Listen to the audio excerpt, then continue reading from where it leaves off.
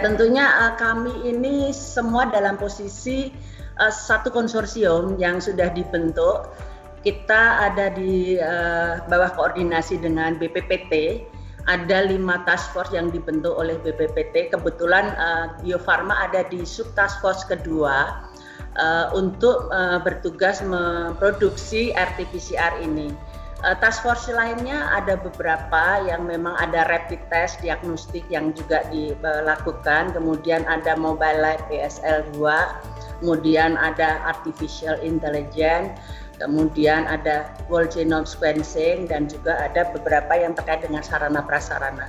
Jadi itu task force ini memang dibentuk baru tanggal 26 Maret. Jadi memang baru sebentar sih posisinya kita lakukan, dan kita dalam suasana kolaborasi sinergi antar perguruan tinggi, industri, dan community itu kita melakukan satu proyek bersama untuk menghadirkan satu produk RT-PCR ini antara BPPT, pihak startup company yang kami gandeng itu Nosantik, kemudian Bio Farma sebagai posisi dari mulai produksi, registrasi, kemudian sampai distribusinya, dan tentu dari dana crowdfunding yang dikelola bersama oleh Ace Venture, dana Indonesia, Gerakan Indonesia Pasti Bisa. Jadi ini adalah satu kumpulan banyak pihak ABG yang akademi, bisnis, dan community yang dikelola oleh BPPT bersama-sama.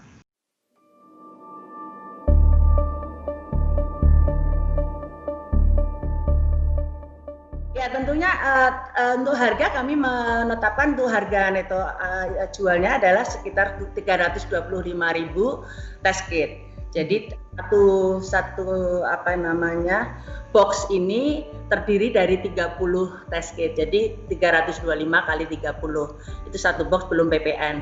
Tapi mungkin pembelian sampai kuantum berapa dan sebagainya nanti akan menjadi pertimbangan buat kita. Apalagi misalnya akan digunakan di BNPB ataupun ini kita akan bisa berikan dengan harga-harga khusus gitu. Jadi tantangan buat Indonesia untuk bisa prioritaskan produk dalam negeri sebagai pilihannya. Karena kalau kita tetap saja memprioritaskan produk impor kan tidak sesuai dengan arahan yang diinginkan oleh Presiden maupun Kementerian Ristekdin untuk supaya hilirisasi dari produk-produk riset ini bisa diterima. Gitu. Apalagi kalau kualitasnya juga masih seimbang ya. Jadi ini kita sangat-sangat berharap bisa menjadi pilihan juga.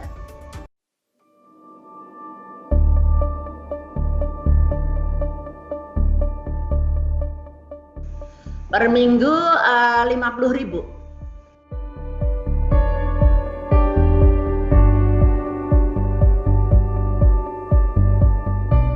Kemarin memang ada yang dari luar negeri yang memesan ya.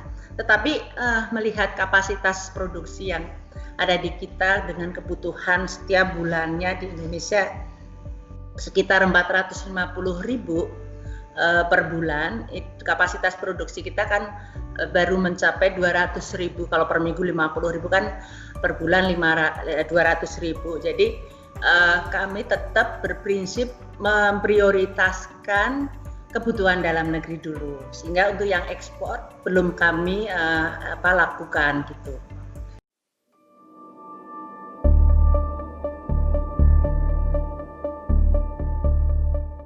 Kalau rapid test mungkin memang karena ditujukan untuk screening massal.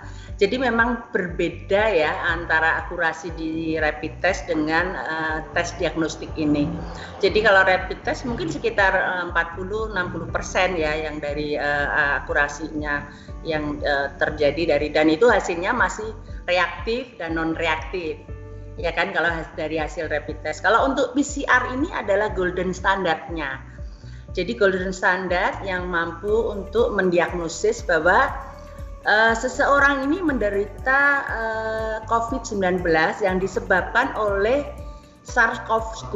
Jadi virus yang jenisnya SARS-CoV yang 2, tipe 2. Ada SARS-CoV yang corona yang tipe-tipe lain itu bisa disingkirkan dengan RT-PCR ini. Jadi kan ada yang mungkin influenza atau penyebab dari MERS dan sebagainya itu bisa tersingkirkan. Makanya kita menyebutnya sebagai golden standard.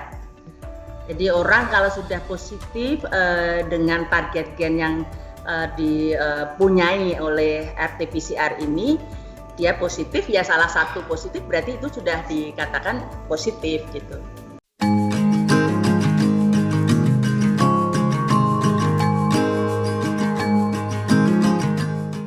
Nah, kemampuan untuk laboratorium mendiagnosa dan mengeluarkan hasil itu kan sangat bervariasi. Saya rasa awal-awalnya memang semua harus keluar dari Litbangkes. Tetapi kemudian kami mendengar bahwa setiap lokasi yang lab rujukan atau rumah sakit rujukan bisa diberi kewenangan untuk mengeluarkan hasil, tetapi dari hasil yang dikeluarkan ini ada hasil konfirmasi di Litbangkes.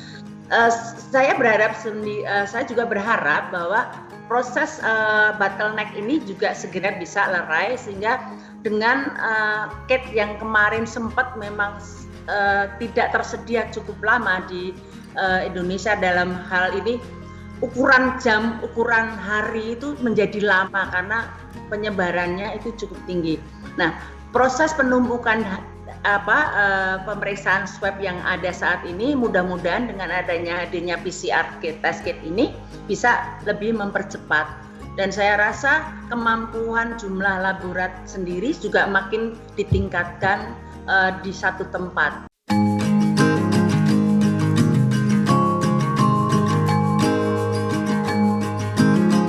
Jadi kembali lagi tadi ada 5 komponen yang saya sudah sebutkan.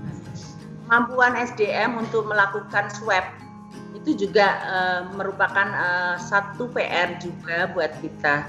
Jadi menyiapkan orang yang biasa melakukan swab secara orofaring dan nasofaring, alatnya dan sebagainya, itu PR buat kita. Kemudian VTM juga sempat kurang juga. VTM saat ini nanti akan Bio Farma produksi juga, dan saya dengar ada beberapa lokasi juga memproduksi.